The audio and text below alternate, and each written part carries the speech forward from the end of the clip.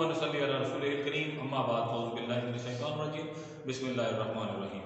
Super duper बच्चों, अस्सलाम वालेकुम। आई एम मोहम्मद उमैर रऊफ और आज हम चैप्टर रिवाइज करने जा रहे हैं चैप्टर 8 का एक ही थ्योरम आपके सिलेबस में शामिल है। वो थ्योरम भी बड़ा जानदार है, इसको बहुत अच्छे तरीके से सीखना है। स्मार्ट सिलेबस का हिस्सा है, मे भी आ भी सकता है, तो लिहाजा इसको हम सीखना है। हमने इससे पहले हमने प्रोजेक्शन की बात की थी। प्रोजेक्शन कहते बेटा एक चीज की दूसरी चीज पर बढ़ोतरी, एक चीज का दूसरी चीज पर साया।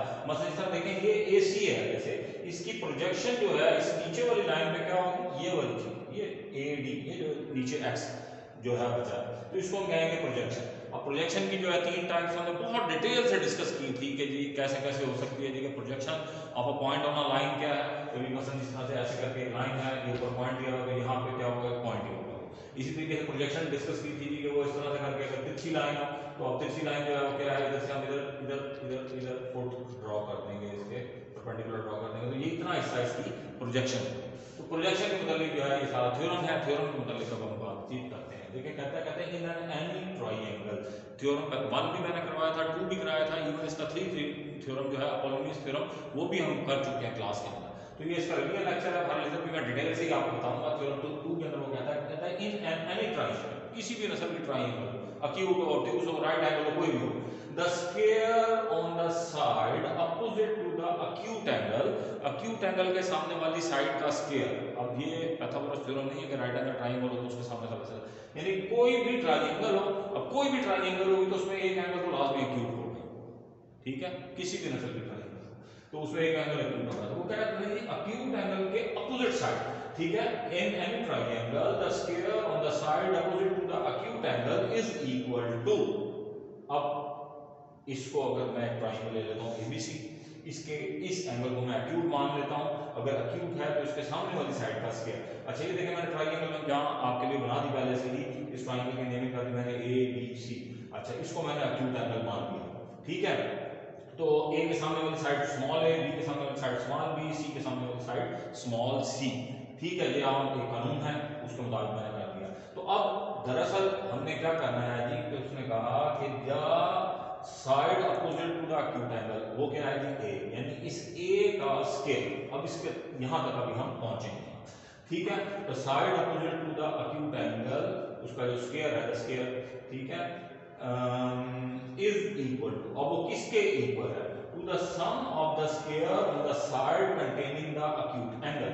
अब जिससे ये एक्यूट एंगल बना है, एक्यूट एंगल किसके से बना है, B से और C से, तो यानी क्या है, B square plus C square, ठीक है।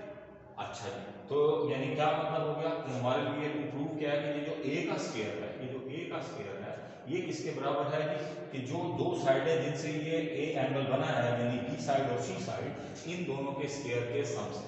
अच्छा जी, यहां तो आगे वो कहता है delimited bye twice the rectangle contain by the one side of those and the projection on it of the other, ठीक है।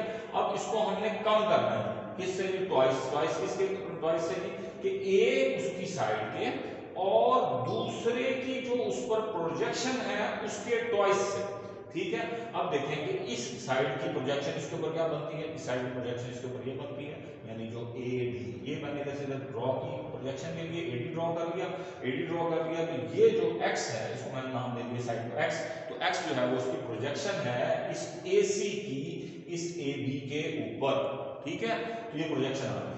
तो अब हमने लिखा जी गिवन एक ट्रायंगल है ABC, जिसके अंदर से जो एक्यूट एंगल जो है वो हमारे पास कौन सा है, ये A में जो एक्यूट एंगल है ये वाला है, ठीक है। और उसके बाद हमने साइडों के नाम दे दिए, ये सारी चीजें गिवन में थी। अब हमने क्या किया जी, इसका परपेंडिकुलर ड्रॉ कर लिया जी, इस पर AB पर CD का परपेंडिकुलर प्रोजेक्शन ड्रॉ की CD की AC की सॉरी AB पर, ठीक है। तो हमने कहा कि जी CD is perpendicular to AB so that AD is the projection, this AD is the projection X of the projection of AC on AB।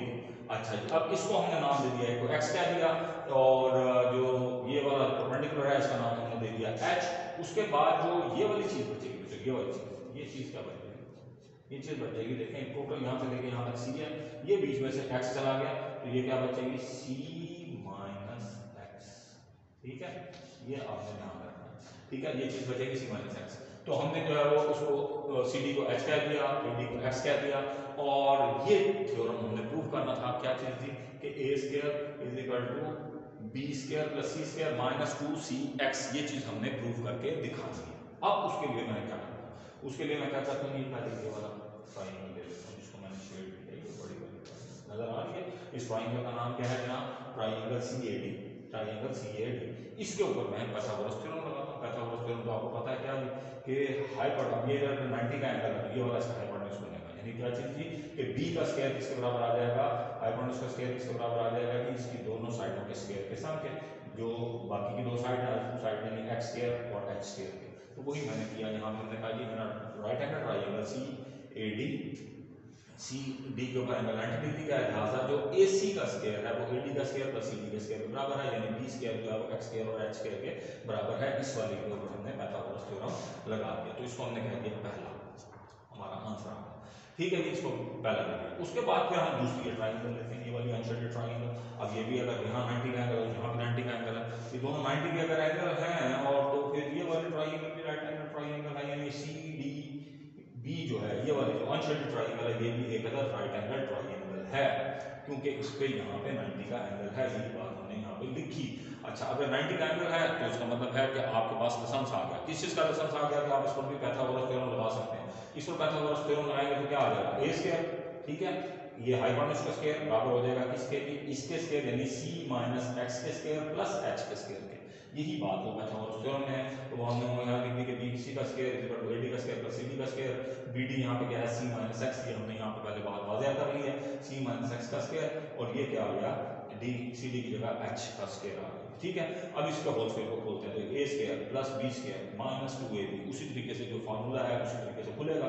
अब यहाँ पे देखें कि आपको ये नजर आया कि ये जो है ये x स्क्वायर और x स्क्वायर है, x स्क्वायर और x स्क्वायर, तो यहाँ पे भी था जो कि किसके बराबर था, b स्क्वायर के, तो इसकी जगह मैंने b स्क्वायर डाल दिया, इसकी जगह मैंने b स्क्वायर डाल दिया। अब इसको मैंने सीधा करके लिख दिया, यानी क्या b square plus c square minus 2cx। यही चीज तो हमने प्रूव करनी थी, यही टू प्रूफ था। अब टू प्रूफ था तो ये जो बात हमने प्रूव करनी थी थ्योरम के अंदर वो हो गई। यहाँ साथ साथ हमने बताते भी गए कि ये पाइथागोरस थ्योरम से है, ये बात हमें गिवन है, ये पाइथागोरस थ्योरम से है, ये हमने फिगर से ड्राइव किया, इन दोनों को हमने इस्तेमाल किया 1 और 2 को, तो ये इसके बाद ये इस तरह से आ गया। अच्छा, अब ये जो है इसके अंदर आपने जो एक जगह BC डाल दिया, जो उनके नाम थे वो डाल दिए साइड में, A की जगह आपने BC डाल दिया, B की जगह आपने AC डाल दिया, C की जगह आपने AB डाल दिया, इसी तरह से C की जगह C की वैल्यू और X की जगह X की वैल्यू हमने डाल के इसको एक्सप्लेन कर दिया। ठीक है, तो इसको बिल्कुल आपने उसी तरीके से ये that is proof comma full stop जैसे है, जैसे हम क्लास के अंदर थ्योरम तैयार करते थे, बिल्कुल उसी तरीके से करना है ताकि किसी किस्म की कोई गलती आपकी मेंशन ना की जा सके। अच्छा, मूविंग ऑन फर्दर, इसी थ्योरम की एप्लीकेशन है हमारी जो मिसलेनियस एक्सरसाइज है 8, उसके अंदर उसके 3 या 4 सवाल आपके स्मार्ट सिलेबस में शामिल हैं। उसमें से क्वेश्चन नंबर 3 जो है मिसलेनियस एक्सरसाइज 8 का, वो मैंने आपके लिए सिलेक्ट किया है, वो बिल्कुल इसी थ्योरम के ऊपर बेस कर रहा है, बिल्कुल जैसे ये थ्योरम है इसी थ्योरम की प्रैक्टिकल एप्लीकेशन है यहाँ। अच्छा, ये सवाल देखें क्या कहता है। क्वेश्चन नंबर 3 में कहता है कि इन ट्राइंगल ABC, ठीक है, ये ट्राइंगल बना दिए, बना दिए ABC, ठीक है, इसमें कैलकुलेट BC को निकालना, तो BC के ऊपर क्वेश्चन मार्क डाल दिया जी। When AB is equal to 5 centimetre, AB जो है वो 5 सेंटीमीटर है, यहाँ हमने ले लिया, और AC is equal to 4 centimetre, AC जो है ये 4 सेंटीमीटर है, और A पर एंगल 60 डिग्री है। तो ये वही बात आ गई कि अक्यूट एंगल के सामने वाली साइड हमने मालूम करनी है इन एनी ट्राइंगल, ये उसके पीछे भी हमने पढ़ा, any triangle the square on the side opposite to the acute angle is equal to the, तो ये वही की वही बात सारी यहाँ पे दी है, यानी acute angle के सामने वाली साइड हमने मालूम करनी है, जो कि यहाँ पे क्या है BC, ठीक है, जिसको हमें फाइंड करना है। ठीक है, तो अब मैंने वही लिखा अप्लाइंग प्रोजेक्शन थ्योरम जो हमने पीछे किया है, उसके मुताबिक क्या होना चाहिए कि ये जो इसका BC का स्क्वायर है, यानी एक्यूट एंगल के सामने वाली साइड का स्क्वायर है, ये जो BC का स्क्वायर है ये किसके बराबर होना चाहिए, जिन दो साइडों से ये एंगल बना है, एक्यूट एंगल जो बना है इनके स्क्वायर के सम से। ठीक है, यानी किस के AB के स्क्वायर प्लस AC के स्क्वायर, AB के स्क्वायर प्लस AC के स्क्वायर, वो थ्योरम वाली बात। अच्छा, डिमिनिश बाय ट्वाइस की जगह 2 लगा दिया, तो डिमिनिश बाय का क्या है कि एक साइड की लगेगी AB और दूसरी की प्रोजेक्शन उसके ऊपर। अब इस AC जो दूसरी साइड है इसकी प्रोजेक्शन पहली साइड में क्या बनती है, ये AB, ठीक है, ये मैंने ड्रॉ कर लिया AB। ठीक है, तो ये हमने जो है वो थ्योरम लिख दिया। इसी थ्योरम को अप्लाई करके हम आसानी से BC की वैल्यू निकालेंगे। ठीक है, अब ये BC की वैल्यू तो उस वक्त निकल सकती है जब मेरे पास ये H हो। ठीक है, अच्छा तो इसके भी हम क्या करेंगे, यानी मेरे पास ये AD की वैल्यू हो तभी जो है वो हम निकाल सकते हैं, क्योंकि मुझे AB भी चाहिए और AD भी चाहिए, ये दोनों चीज़ें चाहिए। तो AD तो मेरे पास है, तो AD के लिए मैं क्या करता हूँ कि ये मैंने ट्राइंगल बना दी। ठीक है, अब ये ट्राइंगल जो है प्रोजेक्शन ड्रॉ कर लिया मैंने, तो ये राइट एंगल ट्राइंगल बन गई है। राइट एंगल ट्राइंगल बन गई है, तो राइट एंगल ट्राइंगल के अंदर हमें क्या करना पड़ता है कि अगर आपके पास राइट एंगल ट्राइंगल हो तो आपके पास लेसन आ जाता है कि किसी भी किस्म की ट्रिग्नोमेट्रिक रेशियो को हम इस्तेमाल कर सकते हैं। अब ये मेरे पास एक ऐसी राइट एंगल ट्राइंगल है जिसके पास एंगल भी है, हाइपोटेन्यूज भी है, तो मेरे पास उसकी बेस नहीं है। हाइपोटेन्यूज और बेस वाली ट्रिग्नोमेट्रिक रेशियो कौन सी है, कॉस। ठीक है, तो कॉस थीटा क्या होता है, कॉस थीटा होता है कर्ली ब्राउन हेयर, यानी बेस ओवर हाइपोटेन्यूज। बेस कितनी है जी AD, ठीक है, तो हाइपोटेन्यूज कितना है जी AC, तो AC। ठीक है, तो AD over AC is equal to cos 60 degree. cos 60 degree की वैल्यू होती है 1/2, तो मैंने AD की वैल्यू निकालने के लिए इसको उठा के मल्टीप्लाई कर दिया, यानी AD would be equal to AC into cos 60। cos 60 कितना होता है 1/2। ठीक है, ये 0.5 टेबल से भी आप निकाल सकते हैं, कैलकुलेटर से भी, मैंने टेबल से 1/2 लिख दिया। ठीक है, तो इसका मतलब ये हो गया कि AD is the half of AC, AD is the half of AC। ठीक है, ये मेरे फार्मूला आ गया। अब मैंने इसी इक्वेशन को उठाया, वो थ्योरम वाली जो मैंने निकाली थी, थ्योरम वाली क्या थी, BC का स्क्वायर, AB का स्क्वायर, AC का square minus 2AB minus 2AB। यहाँ AD की जगह जो मैंने घंटा लगा के AC की वैल्यू निकाली है वो डाल दी। AD की जो वैल्यू निकाली, AD की वैल्यू क्या आई थी AC/2, तो AC/2 ये 2 इस 2 से फटक जाएगा, तो यहाँ पे क्या बच गया AB और AC। AB और AC की पहले वैल्यू मेरे पास मौजूद है। ठीक है, तो अब BC की वैल्यू निकालने के लिए हमने क्या किया, इसी के अंदर वैल्यू पुट कर दी। AB की वैल्यू कितनी थी हमारे पास, दी थी 5, AC की वैल्यू कितनी दी गई हमारे पास 4। ठीक है, तो AB की जगह 5, AC की जगह 4। अब इसी तरह 5 का स्क्वायर कितना आ गया 25, 4 का स्क्वायर 16, इन दोनों को मल्टीप्लाई किया तो कितना आया 5 4 जा 20, इन सबको सम अप किया जब हमने तो वो आ गया 21। तो BC के स्क्वायर की वैल्यू आ गई कितनी 21। अब ये स्क्वायर है तो इधर भी अंडर रूट ले लेंगे, इधर भी अंडर रूट लेंगे, तो मतलब BC would be equal to 4.472 centimetre. तो ये बहुत इंपॉर्टेंट सवाल था, ये एप्लीकेशन थी इसी थ्योरम की, थ्योरम 2 की, जो हमने यहाँ पे की।